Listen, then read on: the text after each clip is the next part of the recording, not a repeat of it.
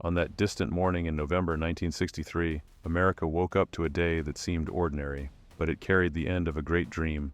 John Fitzgerald Kennedy, the 35th President of the United States, carrying on his shoulders the hopes of an entire generation and the fate of a nation walking confidently toward the future. But behind that shining image, there were shadows, enemies within, foes without. The Cold War was at its peak, Cuba still looming with nuclear missiles, and the American South boiling under the fire of racism. Kennedy seemed larger than his enemies, a leader with a magnetic charisma, speaking to the nation on television, silencing the streets. Yet he was not loved by all. In Texas, where he would receive the fatal shot, not everyone greeted him with roses. November 22nd, Dallas, an open car, a wide smile, a waving hand, a promise that never completed its journey. In this documentary, we will return together, minute by minute, to the day that changed everything. The day Kennedy was killed, what happened inside the motorcade and the Oval Office. In November 1963, John Kennedy was preparing for his re-election campaign. His popularity was high in the North, but the South, especially Texas, was different. Divisions within the Democratic Party, tension between conservatives and liberals, and security concerns were obvious to everyone. Inside the Oval Office, papers were scattered on the table, and advisors were murmuring over the political map of Texas. Lyndon Johnson carefully proposed the visits program, while a security advisor warned about the risks of an open car. Lengthy discussions took place. Should Dallas be visited? Should the president ride in an open motorcade? Would Johnson accompany him? Kennedy calmly and decisively says, "I won't look afraid. People want to see me, not hide behind glass." The security aide replies anxiously, "Mr. President, the threats in Dallas cannot be ignored." Kennedy smiles sarcastically. "If someone wants to kill me, a glass roof won't stop them." With these words, Kennedy made his decision. The open car would stay, and the trip to Dallas would continue. On November 21st, Kennedy left Washington with his wife Jacqueline, who was making her first public political appearance after the loss of their son Patrick just weeks earlier. It was a poignant farewell, Kennedy shaking hands with staffers, smiling, and Jacqueline dressed elegantly as Air Force One lifted off, heading to Texas. No one knew that plane carried the man who would not return, and that Jacqueline would return a widow, bearing her husband's blood on her dress. But in Dallas, eyes were watching behind windows, minds were tracking every step on the road, and a weapon was ready to fire. Friday, November 22nd, 1963, Dallas, Texas. In the Texas Hotel suite in Fort Worth, President Kennedy wakes to the sound of applause seeping through the windows. A small crowd awaits him outside the hotel, even though it's barely past 8 a.m. Inside the room, Kennedy is carefully putting on his blue suit. Jacqueline sits quietly at the mirror, brushing her hair. Aides enter one by one, briefing him on the day's packed schedule. At 8:45 a.m., the president steps outside to deliver a short speech in front of the hotel. He speaks of the nation's challenges, of strength, of the future. Afterward, he boards the plane with Jacqueline, heading to the next stop, to Dallas. At 11:37 a.m., Air Force One lands at Love Field. Crowds gather, cameras flash, and every movement is being tracked. Yet it would be the last time the world would see the president alive among the public. In the background, Secret Service agents are watching everything. Quiet discussions unfold among them. It was supposed to be a light, celebratory day, just a short 16-minute ride from the airport to the Dallas Trade Mart, where Kennedy would give another speech to business leaders and citizens. But something changed as the motorcade turned onto Elm Street, downtown, just minutes away from a building that would change everything. The open-top car moves forward slowly. Jacqueline waves to the crowd. Kennedy smiles with confidence. At exactly 12:30 p.m., President Kennedy's motorcade turns onto Elm Street in downtown Dallas. The crowds are still waving,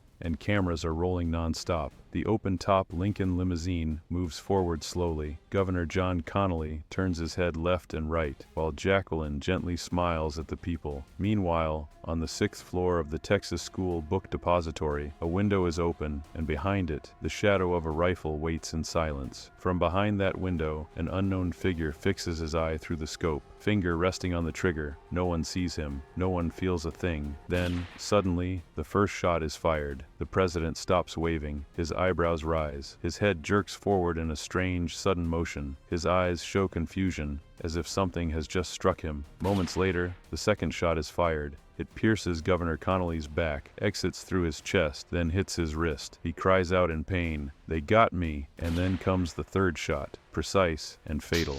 The bullet strikes the president's head, shattering his skull. Blood bursts into the air. The smiles vanish.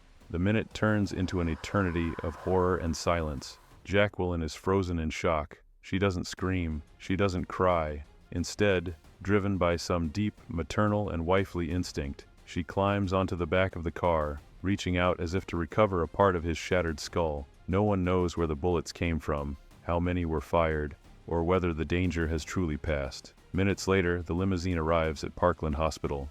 The noise gives way to heavy silence in the emergency hallways as doctors run toward Operating Room 1, carrying the president. But the truth is, it was already over. At exactly 1 p.m., the official announcement is made. President John F. Kennedy is dead.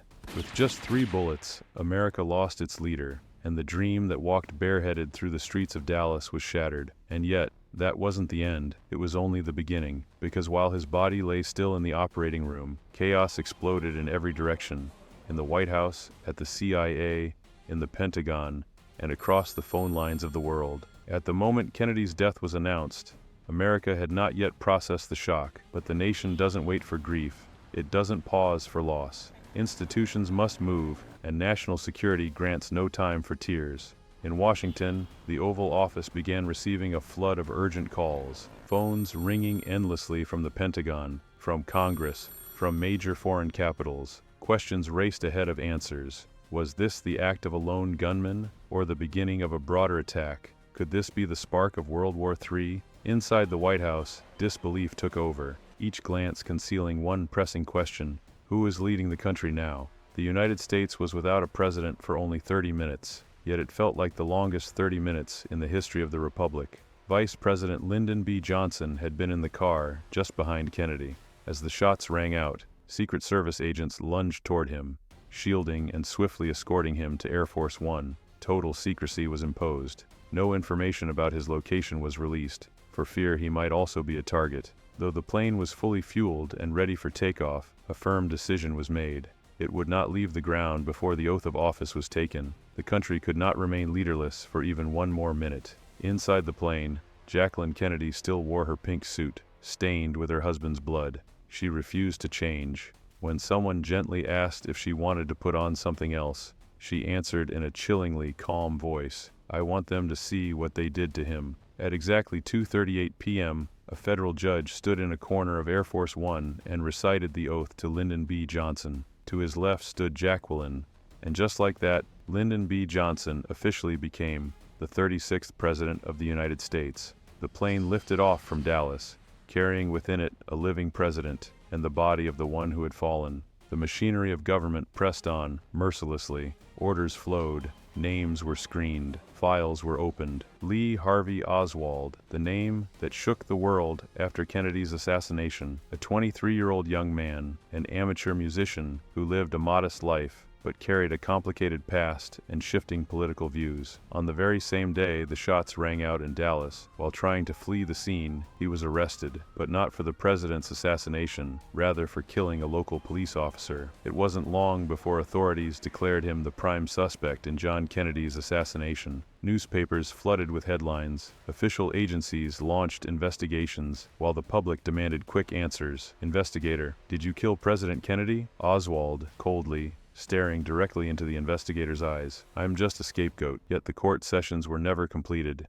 The evidence was never fully presented, and Oswald was never given a chance to defend himself. On November 24th, while being transferred under heavy guard, an event shook the entire world. Jack Ruby, a well-known nightclub owner in Dallas, fired the fatal bullet. He carried out his act in front of journalists, cameras, and police, a scene that seemed designed to silence the man before he could say one more word. With his death, a newly started investigation was abruptly cut short, and the assassination shifted from a crime to an open mystery, from an intelligence file to a field of speculation and conspiracy theories. The most important question was no longer, did Oswald kill the president? But instead, was Oswald the lone actor, or merely a tool within a larger scenario? From that moment, Kennedy's assassination was never seen as just a passing historical event, but as a deep mystery that renews itself every time someone tries to get close to the truth.